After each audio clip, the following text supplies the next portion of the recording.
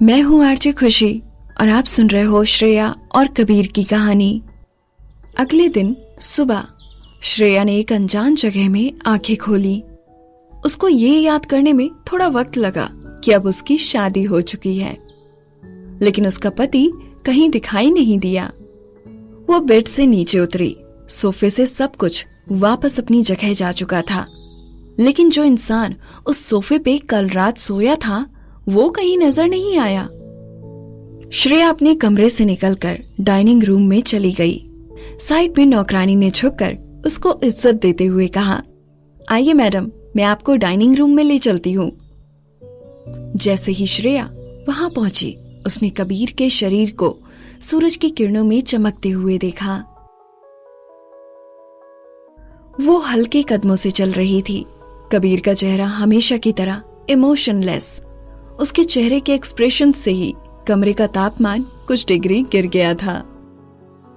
उसका तसल्ली में बनाया हुआ शरीर सूट में और भी ज्यादा सुंदर लग रहा था। बिना कपड़ों के उसके शरीर के सारे मसल्स साफ दिखाई देते थे और कपड़ों के साथ भी वो काफी आकर्षक लगता था। उसके चेहरे को देखकर किसी भी औरत के मुंह से आह निकल जाए। कबीर की नजर जब श्रेया पर पड़ी तो श्रेया की आंखें बड़ी हो गई, सिर्फ उसके एक नजर देखने भर से। Good morning, good morning, Shreya ने आगे बढ़ के कहा, लेकिन कबीर ने बस एक बार अपनी आईब्रोज उठाकर बिना कुछ कहे एक नजर उसको देखा। जो कपड़े श्रेया ने घर पर पहने थे वो नौकरानियों ने उसके लिए बनाए थे। उनमें उसका फिगर और भी ज्यादा खिलके नजर आ रहा था। कबीर चुपचाप नीचे देखता रहा। अपनी पतली उंगलियों से उसने मेज पर रखा कॉफी मग उठाया। उसके बाद उसने दोबारा ऊपर नहीं देखा। ये बहुत रूड था। श्रेया के होंठ ये सब सोचकर थोड़े गोल हो गए। वो चुपचाप बैठ गई। पूरा टाइम दोनों ने थोड़ी सी भी बातचीत नहीं की। जब दोनों वहां से चले गए तो बाद में नौकरानी ने श्रेया का मुरझाया हुआ चेहरा देखकर उसको कहा, मैडम, सर बुरे इंसान नहीं है। सुबह सुबह कभी कभी उनका मूड खराब रहता है, खासकर अगर उनको रात में अच्छे से नींद ना आई हो तो।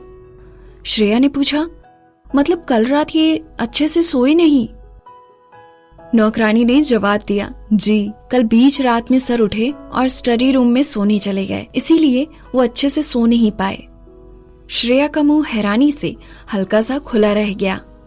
उसको बोलने के लिए शब्द नहीं मिल रहे थे।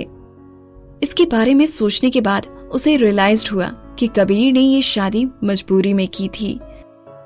जाहिर सी बात है कि उसको कंफर्टेबल नहीं लगा होगा, खास तौर पर जब वो किसी और लड़की से प्यार करता है। उसको भला कैसे किसी और औरत के साथ एक ही कमरे में सोना अच्छा लग सकता है?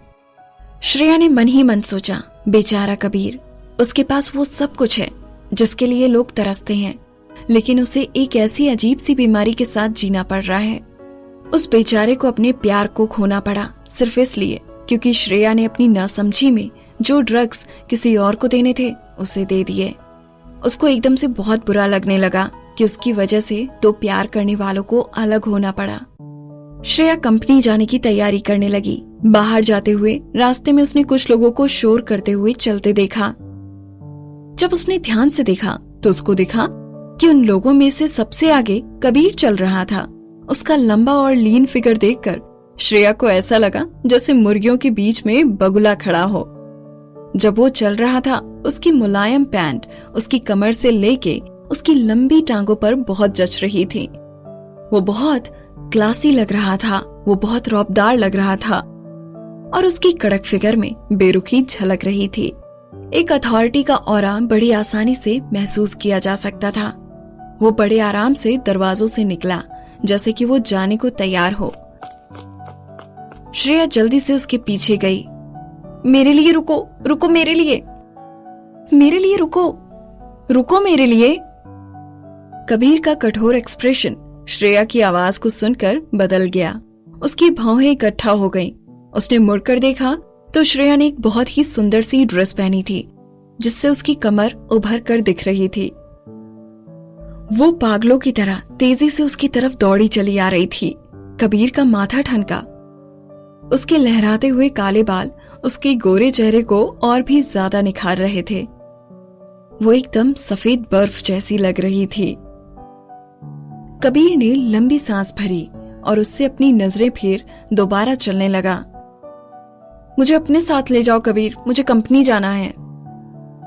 मैं किसी को बोलकर तुम्हें वहां भिजवा दूंगा, कबीर ने कहा।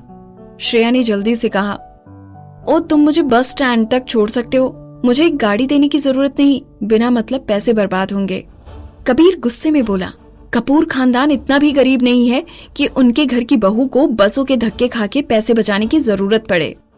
वो श्रेया को देखता रहा और थोड़ी देर कुछ सोचने के बाद बोला, अंदर आओ। ये सुनते ही श्रेया खुश हो गई और जल्दी से कार में घुस गई। जल्दी जल्दी में उसने कबीर को ठोकर मार दी। कबीर की कार बहुत बड़ी थी। ये वो कार नहीं थी जिससे ये लोग कल आए थे। कार की सीटें लेदर से बनी थी और अंदर एक भीनी सी खुशबू से कार महक रही थी। कबीर ने श्रेया के जूतों के निशान देखे और गुस्से से पूछा, तुम्हारे जूते इतने गंदे क्यों हैं? श्रेया ने नीचे झुककर अपने पैरों के निशान देखे।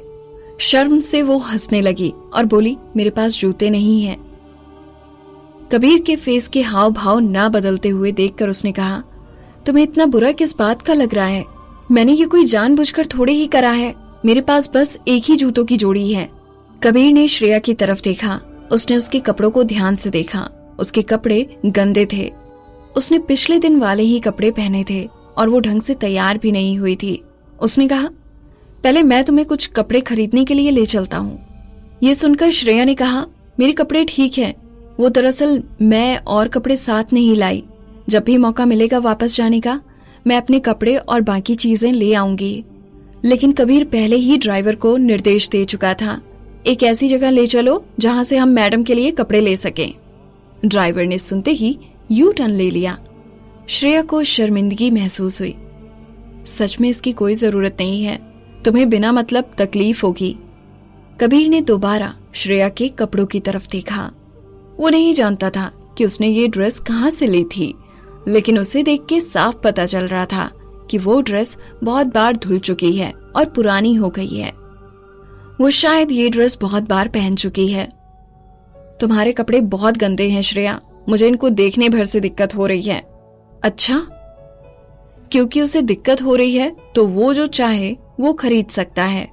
ये सोचकर कि कबीर उसके लिए अच्छा ही सोच रहा है, उसने कहा, इसको पैसे बचाना कहते हैं, तुम्हें क्या पता? तुम्हें गंदे में रहना पैसे बचाना लगता होगा, लेकिन ये मेरी आदत नहीं है।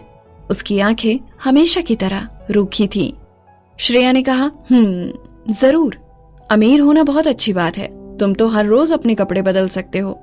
मेरे पास इतने पैसे नहीं है, तो मैं अपना हर कपड़ा लंबे समय तक पहनती हूँ। तुम्हें क्या लगता है कि मैंने ये ड्रेस कितनी बार पहनी होगी? ये 700 रुपए की ड्रेस है। जाहिर सी बात है, मैं इसको तब तक नहीं फेंकूंगी जब तक ये फट ना जाए।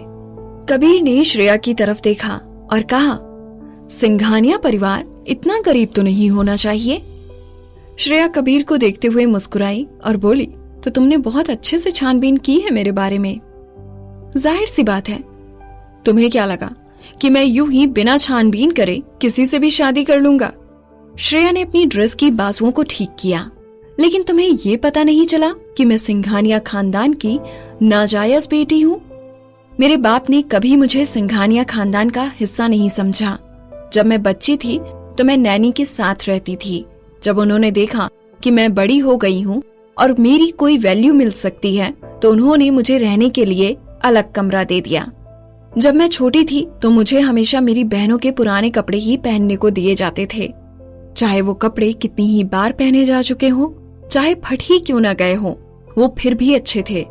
मैं हमेशा नैनी से कहकर उन कपड़ों को ठीक करवा कर पहना करती थी। कबीर को ये सुनकर बड़ी हैरानी हुई। जैसे उसने श्रेया की तरफ देखा, उसकी आंखें शांत हो रही थी। जल्दी ही वो दोनों एक ब्रांडेड शोरूम के बाहर पहुंच गए। जैसे ही उन्होंने अंदर कदम रखा, कबीर ने सेल्समैन को कहा, इनके साइज में आपके पास जितने भी कपड़े हैं सब दे दो। उसकी बातों में सख्ती देखकर सेल्समैन की आंखें चमक उठी। वो जल्दी से श्रेया को शोरूम के अंदर ले गया। श्रेया हक्की बक्की रह गई। वो जिंदगी में पहली बार ऐसे अमीरों की तरह शॉपिंग कर रही थी। श्रेया की लाइफ में आया हुआ बदलाव उसे अच्छा लग रहा था। इसके आगे की कहानी जानने के लिए सुनते रहिए आरजे खुशी को। यहाँ बस इतना ही। आगे की कहानी जानने के लिए सब्सक्राइब करें पॉकेट एफएम चैनल को और बेल क्लिक करके अगले एपिसोड का नोटिफिकेशन पाएं। लेकिन आप सारे एपिसोड अभी सुनना चाहते हैं तो डाउनलोड करें हमारा pocket FM app. Link description में है, जहां आप पाएंगे इस शो के सारे एपिसोड्स और साथ ही इसके जैसे और भी बेहतरीन शोज, वो भी एकदम फ्री। हाँ, फ्री है, तो देर किस बात की, अभी डाउनलोड करें पॉकेट एफएम ऐप।